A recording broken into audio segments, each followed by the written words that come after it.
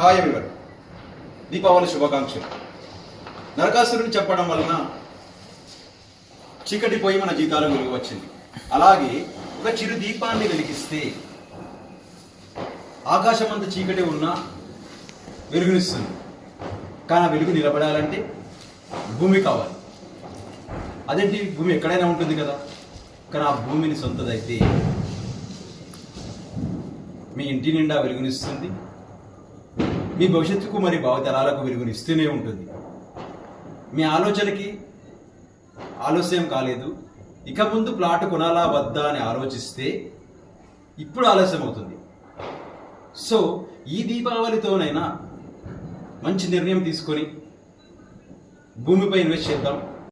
నరకాసురుడిని సత్యభామను చంపడం వలన మన జీవితాలకు వెలుగు వచ్చింది. ఇక్కడ సత్యభామ అంటే ఎవరో తెలుసా? Bhudevi. Good luck. Thank you. Once again happy Diwali.